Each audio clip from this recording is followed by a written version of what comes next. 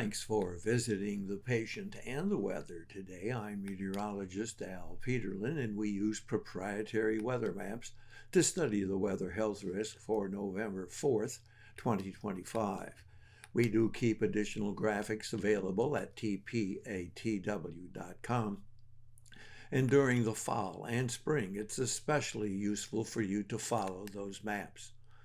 High pressure is the most dominant weather feature across the country tomorrow, although small bubbles of low pressure will pop up in the plains and along the coastal Pacific Northwest. Temperatures remain moderate, but winds flowing west to east will be a concern in the plains with downslope acceleration.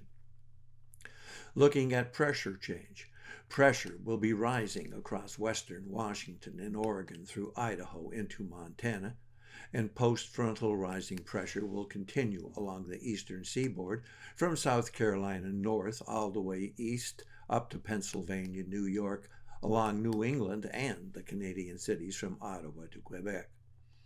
Falling pressure is expected from Oklahoma up the plains to the Dakotas and up the Mississippi Valley from Missouri to Minnesota, Wisconsin, and Illinois, but most significantly across Iowa.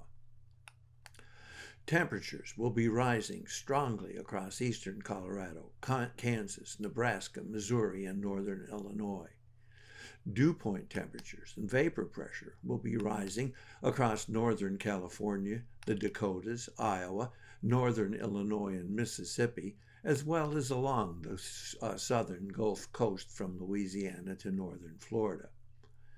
And looking at POI, or the change in availability of oxygen in the air, there will be a risk of migraine across northern California, but more spotty across central and southern California.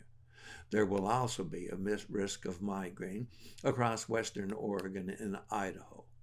Moving east, there'll be a risk of migraine across southern Florida, and then up the eastern seaboard from South Carolina all the way north and east to Pennsylvania, New York, New England, and the Canadian cities, again from Ottawa to Quebec.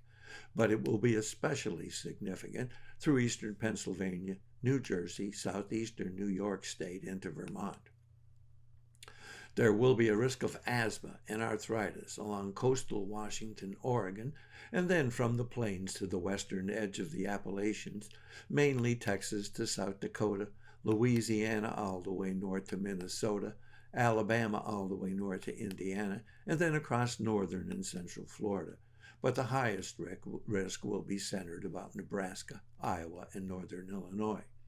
And finally, we always keep track of the moon's activity. The November full moon is typically called the beaver or frost moon, and this November's supermoon will be the biggest of 2025. Thanks for visiting the patient and the weather. Your comments are appreciated. And if you hurt, let us know where you're located.